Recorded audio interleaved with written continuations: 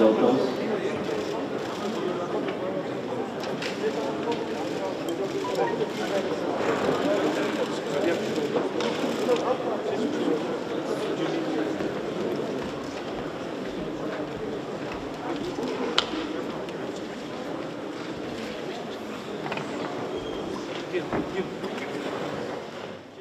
Урматтуу Садыр Нуркожоевич, урматтуу депутаттар, урматтуу өкмөт мүчөлөрү, Кыргыз Республикасынын өкмөтү жөнүндө Кыргыз Республикасынын конституциялык мыйзамынын 7-бересине ылайык Кыргыз Республикасынын премьер-министри жана өкмөт мүчөлөрү өз кызматына киришип жатып, Кыргыз Республикасынын президентинин жана жогорку кеңешинин депутаттарынын катышуусунда ант берилүүгө тийиш.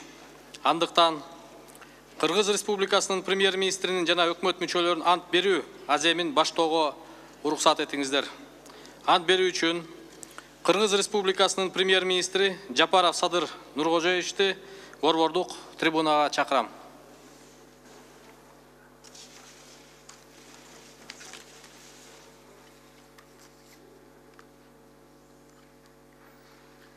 Мен Жапаров Садыр Нуркожоевич Кыргыз Республикасынын премьер-министринин кызматына киришип жатып, өз элимдин, Кыргыз Республикасынын жогорку кеңешинин жана Кыргыз Республикасынын президентинин алдында Кыргыз Республикасынын конституциясын жана анын мыйзамдарын ыйык сактоого, өз милдеттеримди ак ниет жана берилип аткарууга жана Кыргызстандын элине кызмат кылууга ант беремин.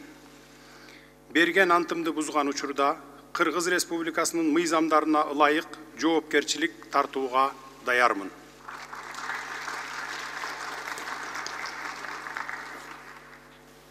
Рахмат.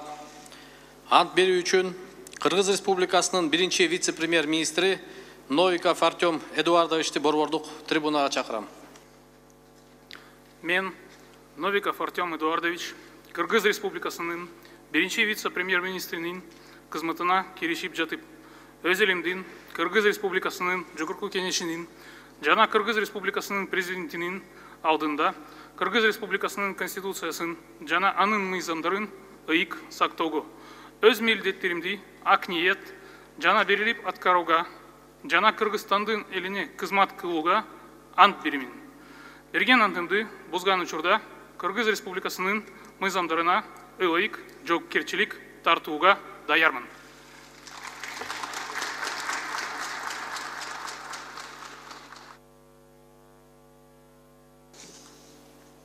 Рахмат.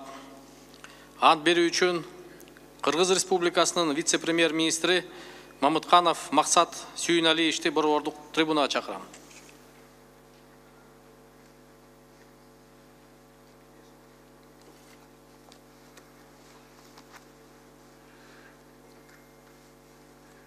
Мен Мамытканов Максат Сүйүналиевич Кыргыз Республикасынын вице-премьер-министринин кызматына киришип жатып, өз элимдин, Кыргыз Республиканын жогорку кеңешинин жана Кыргыз Республикасынын президентинин алдында Кыргыз Республикасынын конституциясын жана анын мыйзамдарын ыйык сактоого, өз милдеттеримди ак ниет жана берилип аткарууга жана Кыргызстандын элине кызмат кылууга ант беремин. Берген антымды бузган учурда Кыргыз Республикасынын мыйзамдарына ылайык жоопкерчилик тартууга даярмын.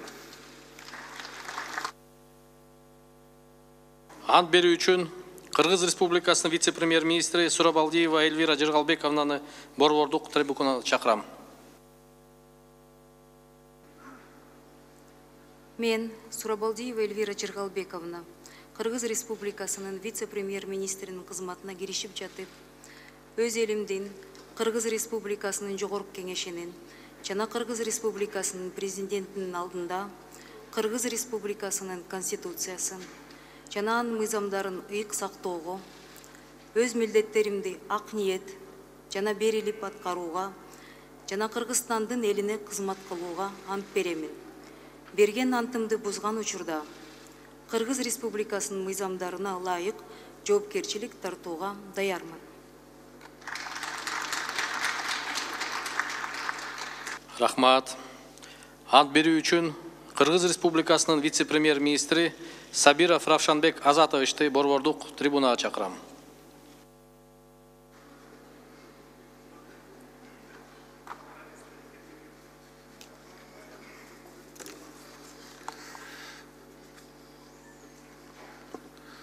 Мен Сабиров Рошан Азатович, Кыргыз Республикасының вице-премьер-министрінің қызметіне кірішіп жатып, өз елімден Кыргыз Республикасының Жогорку Кеңешінің жана Кыргыз Республикасының президентінің алдында Кыргыз Республикасының Конституциясын жана анын мыйзамдарын ыйык сактоого, өз милдеттеримди ак ниет жана берилип аткарууга жана Кыргызстандын элине кызмат кылууга ант беремин.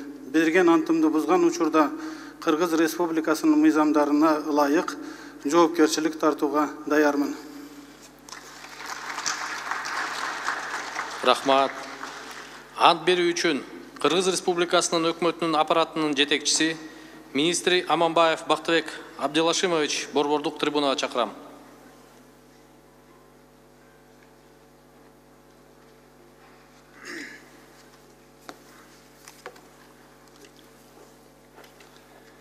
Мен Аманбаев Бакыт Абдилашимович, Кыргыз Республикасынын өкмөтүнүн аппарат жетекчиси, министринин кызматына киришип жатып, өз элимдин алдында Кыргыз Республикасынын Жогорку Кеңешинин жана Кыргыз Республикасынын президентинин алдында Кыргыз Республикасынын Конституциясын жана анын мыйзамдарын ыйык сактоого, өз милдеттеримди ак ниет жана берилип аткарууга жана Кыргызстандын элине кызмат кылууга ант беремин. Берген антымды бузган учурда Кыргыз Республикасынын мыйзамдарына ылайык жоопкерчилик тартууга даярмын.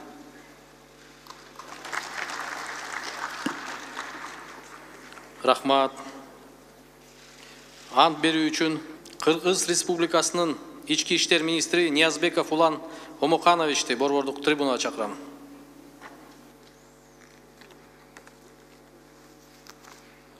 Мен Ниязбеков Улан Омоканович, Кыргыз Республикасынын ички иштер министринин кызматына киришип жатып, өз элимдин Кыргыз Республикасынын Жогорку Кеңешинин жана Кыргыз Республикасынын президентинин алдында Кыргыз Республикасынын Конституциясын жана анын мыйзамдарын ыйык сактоого, өз милдеттеримди ак ниет жана берилип аткарууга жана Кыргызстандын элине кызмат кылууга ант беремин.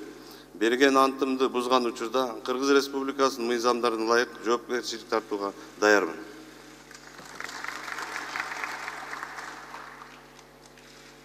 Рахмат. Ант берүү үчүн Кыргыз Республикасынын юстиция министри Жаманкулов Марат Тургунбаевичти борбордук трибунага чакырам.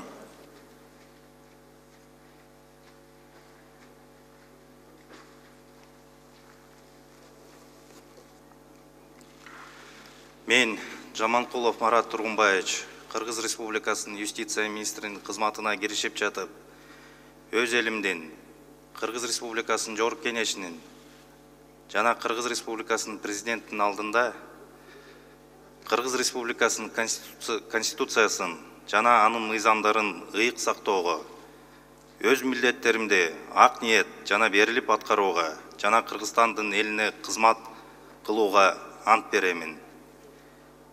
Берген антымды бузган учурда Кыргыз Республикасынын мыйзамдарына ылайык жоопкерчилик тартууга даярмын. Рахмат. Ант берүү үчүн Кыргыз Республикасынын финансы министри Мукашев Кыялбек Белековичти борбордук трибунага чакырам.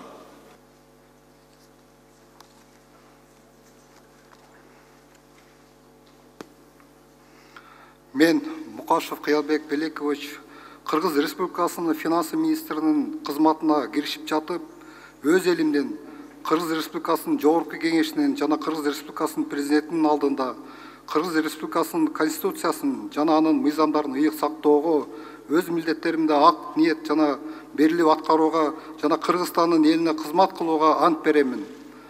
Берген антымды бузган учурда Кыргыз Республикасынын мыйзамдарына ылайык жоопкерчилик тартууга даярмын. Рахмат. Ант берүү үчүн Кыргыз Республикасынын экономика министри Мукамбетов Санжар Турдукожоевичти борбордук трибунага чакырам. Мен Мукамбетов Санжар Турдукожоевич, Кыргыз Республикасынын экономика министринин кызматына киришип жатып, өз элимдин Кыргыз Республикасынын Жогорку Кеңешинин жана Кыргыз Республикасынын президентинин алдында Кыргыз Республикасынын Конституциясын жана анын мыйзамдарын ыйык сактоого, өз милдеттеримди ак ниет жана берилип аткарууга жана Кыргызстандын элине кызмат кылууга ант беремин. берген антымды бузган учурда Кыргыз Республикасынын мыйзамдарына ылайык жоопкерчилик тартууга даярмын. Рахмат.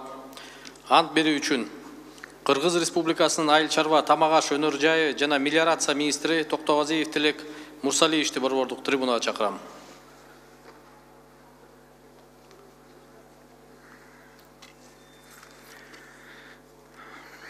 Мен Токтогазиев Тилек Мурсалиевич, Кыргыз Республикасынын айыл чарба, тамак аш өнөр жайы жана мелиорация министринин кызматына киришип жатып, өз элимдин Кыргыз Республикасынын жогорку кеңешинин жана Кыргыз Республикасынын президентинин алдында Кыргыз Республикасынын конституциясын жана анын мыйзамдарын ыйык сактоого, өз милдеттеримди ак ниет жана берилип аткарууга жана Кыргызстандын элине кызмат кылууга ант берем.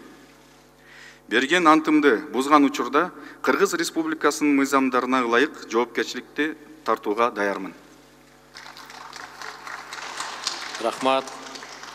Ант берүү үчүн Кыргыз Республикасынын транспорт жана жолдор министри Бердалиев Бакыт Чырмашбаевичти борбордук трибунага чакырам. Мен Бердалиев Бакыт Чырмашбаевич, Кыргыз Республикасынын транспорт жана жолдор министринин кызматына киришип жатып, өз элимдин Кыргыз Республикасынын жогорку кеңешинин жана Кыргыз Республикасынын президенти алдында Кыргыз Республикасынын конституциясын жана анын мыйзамдарын ыйык сактоого, өз милдеттеримди ак ниет жана берилип аткарууга жана Кыргызстандын элине кызмат кылууга ант беремин.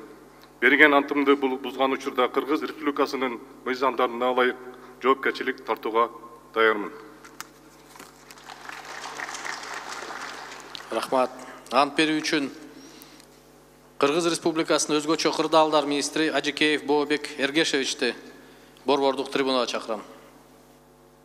Мен Ажикеев Бообек Эргешевич, Кыргыз Республикасынын өзгөчө кырдаал министринин кызматына киришип жатып, өз элимдин Кыргыз Республикасынын жогорку кеңешинин жана Кыргыз Республикасынын президентинин алдында Кыргыз Республикасынын конституциясын жана анын мыйзамдарын ыйык сактоого, өз милдеттерими ак ниет жана берилип аткарууга жана Кыргызстан элине кызмат кылууга ант беремин.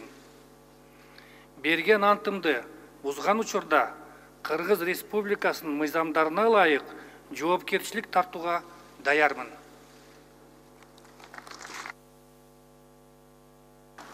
Рахмат. Ант берүү үчүн Кыргыз Республикасынын билим берүү жана илим министри Бейшеналиев Алмазбек Бейшеналиевичти борбордук трибунага чакырам.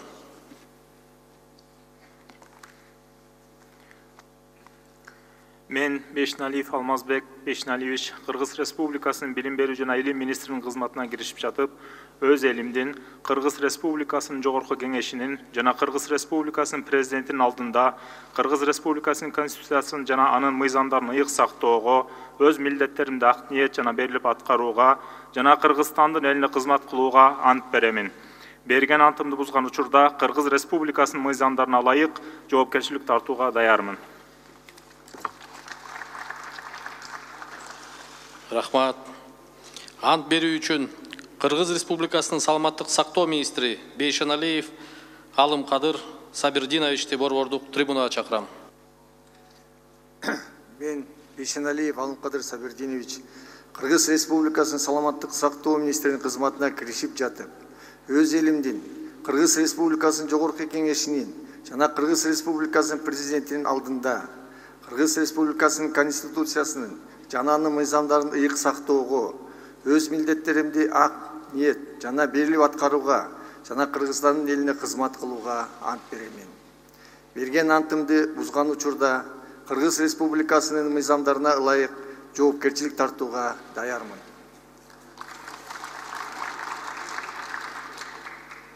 Рахмат. Ант берүү үчүн Кыргыз Республикасы маданият, маалымат жана туризм министри Кадырбеков Нуржигит Кадырбековичти борбордук трибунага чакырам.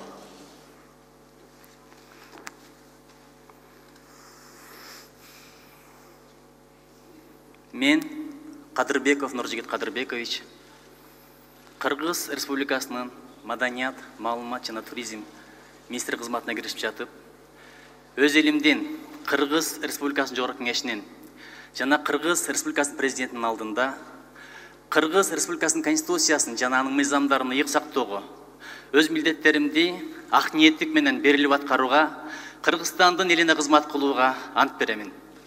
Берген антымды бузган учурда Кыргыз Республикасынын мыйзамдарына ылайык жоопкерчилик тартууга даярмын.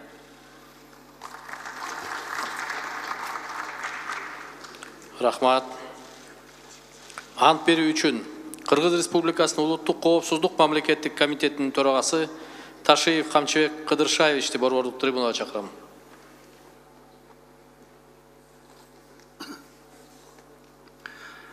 Мен Ташиев Камчыбек Кыдыршаевич, Кыргыз Республикасынын Улуттук коопсуздук мамлекеттик комитетинин төрагасынын кызматына киришип жатып, өз элимдин Кыргыз Республикасынын Жогорку Кеңешинин жана Кыргыз Республикасынын президентинин алдында Кыргыз Республикасынын Конституциясын жана анын мыйзамдарын ыйык сактоого, өз милдеттеримди ак ниет жана берилип аткарууга жана Кыргызстандын элине кызмат кылууга ант беремин.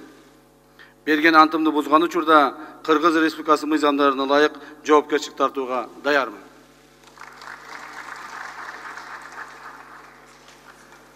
Рахмат. Ант берүү үчүн Кыргыз Республикасынын коргоо иштери боюнча мамлекеттик комитетинин төрагасы Тердикбаев Эрлис Жекшеновичти борбордук трибунага чакырам.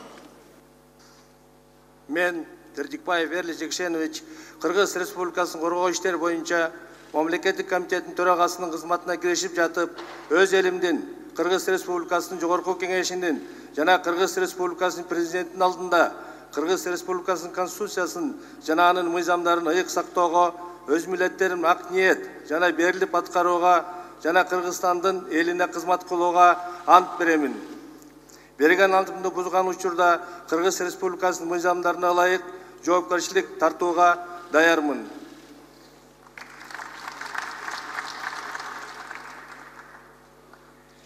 Рахмат.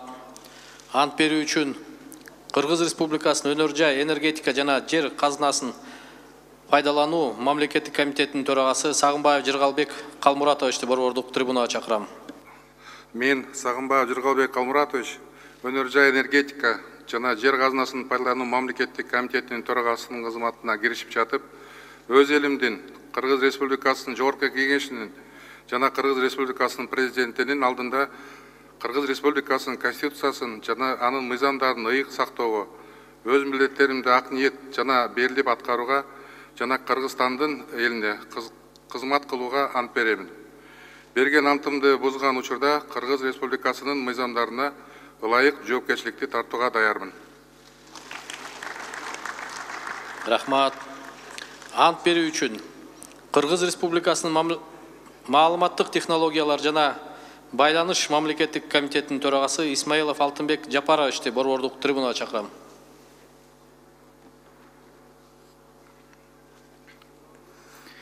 Мен Исмаилов Алтынбек Жапарович, Кыргыз Республикасынын маалыматтык технологиялар жана байланыш мамлекеттик комитетинин төрагасынын кызматына киришип жатып, өз элимдин Кыргыз Республикасынын Жогорку Кеңешинин жана Кыргыз Республикасынын президентинин алдында Кыргыз Республикасынын Конституциясын жана анын мыйзамдарын ыйык сактоого, өз милдеттеримди ак ниет жана берилип аткарууга жана Кыргызстандын элине кызмат кылууга ант беремин.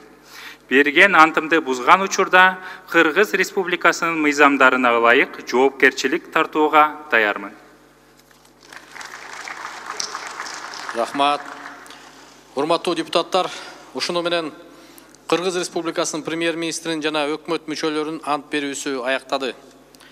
Урматтуу Садыр Нуркожоевич, өкмөт мүчөлөрү, Жогорку Кеңештин депутаттарынын атынан жана өзүмдүн атымдан сиздерге чын ден соолук, кажыбас кайрат жана иштериңиздерде албан ийгиликтерди каалап кетүүгө уруксат этиңиздер. Иштерибизде ар дайым жаратман жакшылык, ийгиликтер коштоп жүрсүн. Сөз айтасызбы?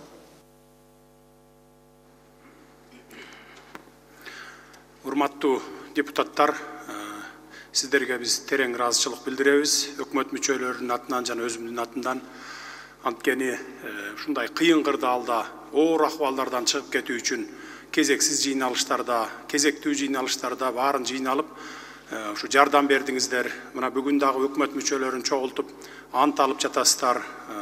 Бардыгыңыздарга терең ыраазычылык билдиремин. Анан сиздерден дагы бир жолку бир өтүнүчүм бар. Сиздерге баягы кезексиз кароого мыйзамдар киргизилди. Бул экономикалык жактан мыйзамдар. Ушуларды дагы кезексиз карап берип, бүгүн бүтүрүп беришиңиздерди суранып кетет элем. Чоң жардам берген болосуздар биздерге. Ал эми өкмөт мүчөлөрүнө сиздерге ишиңиздерге ийгилик каалайм. Болгон күч аракетиңиздерди, билимиңиздерди кыргыз мамлекетинин өнүгүшүнө, абал тез арада турукташып кетишине, анан конституциялык реформаларды бир кишинин кызыкчылыгы үчүн эмес, жалпы элдин, мамлекетибиздин кызыкчылыгы үчүн реформаларды жасоого сиздер жардам бересиздер деп терең ишенем. Иштериңиздерде ийгилик, баарыңыздарга чоң рахмат.